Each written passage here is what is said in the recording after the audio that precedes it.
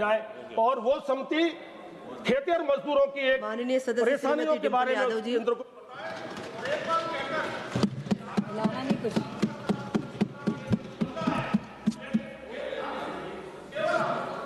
मैं धन्यवाद देना चाहूंगी अध्यक्ष जी का कि आपने मुझे कृषि मंत्रालय की अनुदान मांगों पर चर्चा में भाग लेने का अवसर दिया।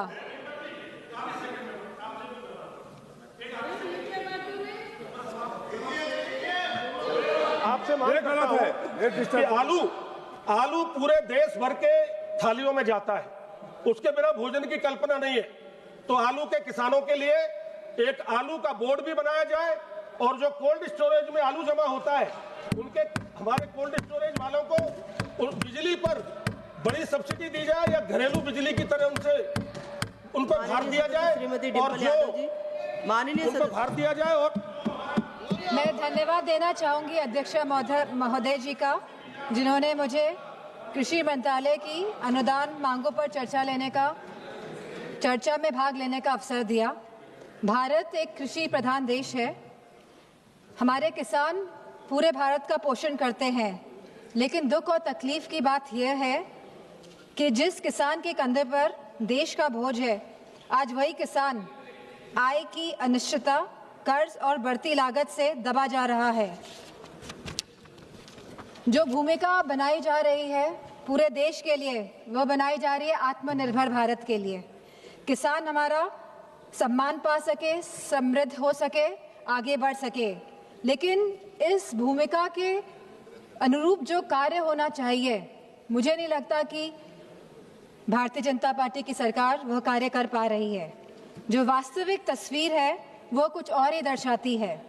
देश की जीडीपी की दर जहां 6% से बढ़ रही है पिछले 2 दशकों से, वहीं किसान विकास दर लगभग 4% से संघर्ष कर रहा है। और फसल क्षेत्र जहां पे छोटा और सीमांत किसान निर्भर है, वो केवल 2% से रेंग रहा है।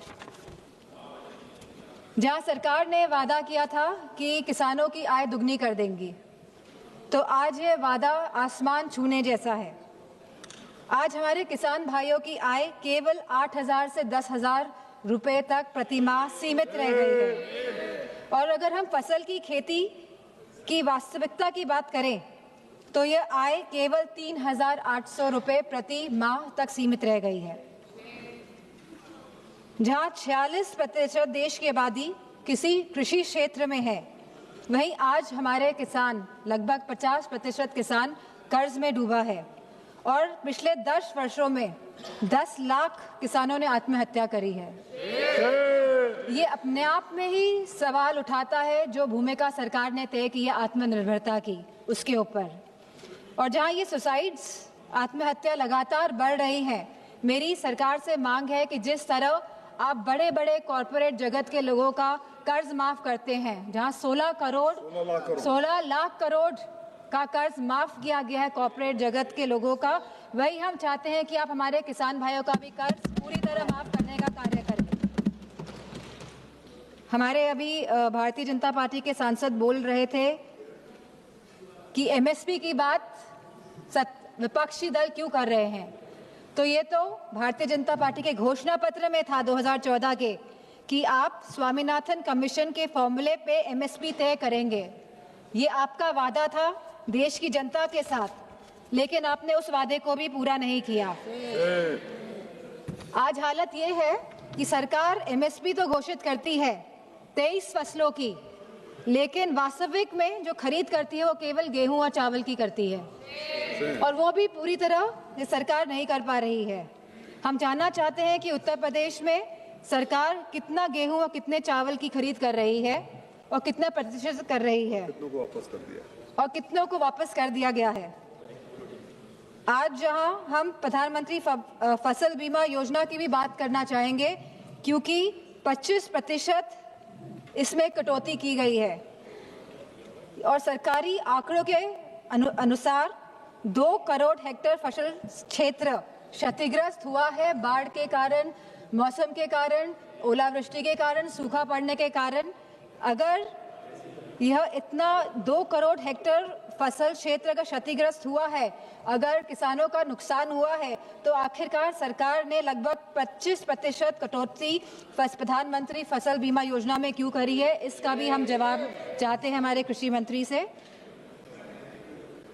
आज जहां आत्मनिर्भरता की बात हो रही है, हम लोग लगभग 20% निर्भर हैं आयात पे दालों को लेकर और लगभग 70% खाद्य तेल को लेकर हम निर्भर हैं दूसरे देशों पर। तो हमारी मांग हमारे कृषि मंत्री से ये है कि दालों के लिए और तिलहनों के लिए MSP वह सुनिश्चित करें, जिससे कि हमारा देश वाकई में आत्मनिर्भर बने, हमारे किसान आत्मनिर्भर बने।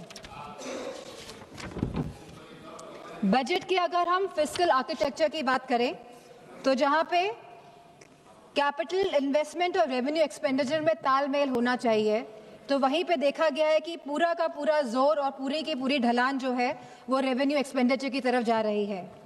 हम फर्टिलाइजर्स की बात करें आज, तो हम जानना चाहते हैं कि हमारा देश कितना निर्भर है दूसरे देशों पर फर्टिलाइजर्स के लिए, और ये हम इसलिए जानना चाहते हैं कि पिछले कुछ वर्षों में लगातार ये देखने को मिला है कि DAP की किल्लत हो रही है किसानों को।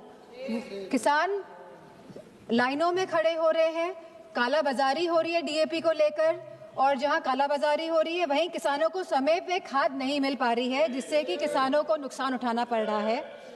इसी के साथ हम चाहते हैं कि जो इंडियन US ट्रेड डील हुई है उस पर बड़े विस्तार के साथ चर्चा हो इस सदन पे।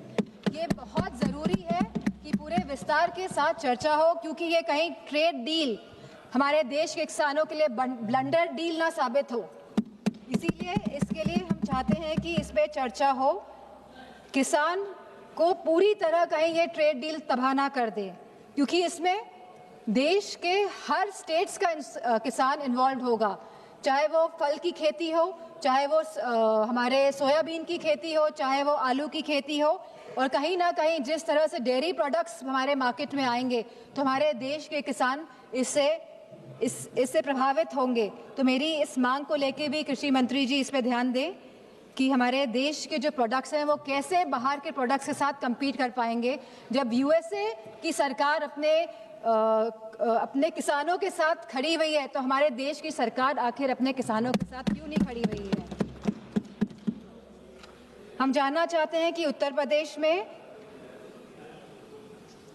भारतीय जनता पार्टी की सरकार ने भंडारण को लेके क्या व्यवस्थाएं करी हैं, ये और मंडियों को लेके क्या व्यवस्थाएं करी हैं, क्योंकि मेरी कॉन्स्टिट्यूंसी मैनपुरी है और अभी कुछ एक हफ्ते पहले जहां पे मैनपुरी और आसपास के सभी ज़िले, चाहे वो फर्रुखाबाद हो, चाहे वो इटावा हो, चाहे वो एटा हो, चाहे वो कन्नौज हो, यहाँ पे आलू की बहुत बड़ी पैदावार होती है, और जहां लागत जो हमारे आलू में आती है प्रति क्विंटल ये 600 से 800 रुपए आती है, आज ये 100 रुपए का भी प्रति क्विंटल नहीं बिक पा रहा है। तो किसी तरह की सहायता हमारे आलू के किसानों के लिए हमारे कृषि मंत्री करेंगे।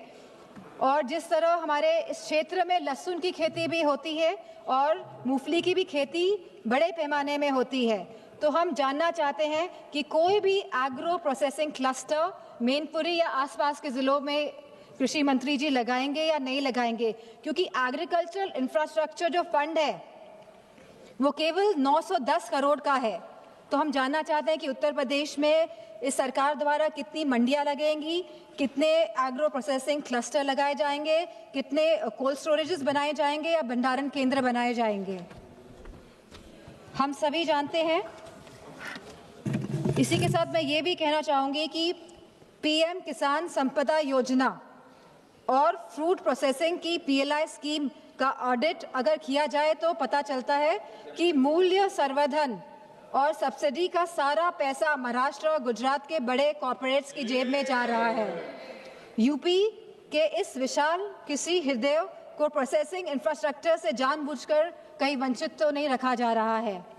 तो मेरी सरकार से डिमांड है कि आप हमारे क्षेत्र की तरफ भी देखें, उत्तर प्रदेश की तरफ भी देखें, यहाँ पे प्रोसेसिंग क्लस्टर्स लगाएं, यहाँ पे मंडियाँ बनवाएं, जिससे कि किसान बिचौलियों के हाथों में ना फंसे और अपने कृषि उत्पादकों को वो सही दाम पे बेच पाएं।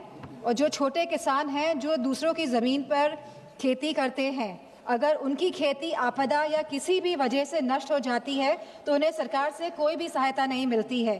तो हम ये चाहते हैं सरकार से कि उनका मुआवजा सुनिश्चित किया जाए और उनको किसी इस तरह की आर्थिक सुरक्षा दी जाए। इन्हीं किसान दुर्घटना बीमा में जहां 5 लाख रुपए आज किसानों को मिल रहे हैं, तो हमारी ये गुजारिश है सरकार से, हमारे कृषि मंत्री से, कि इसे बढ़ाकर 10 लाख रुपए किया जाए। और इन्हीं शब्दों के साथ मैं अपनी बात को समाप्त करती हूँ।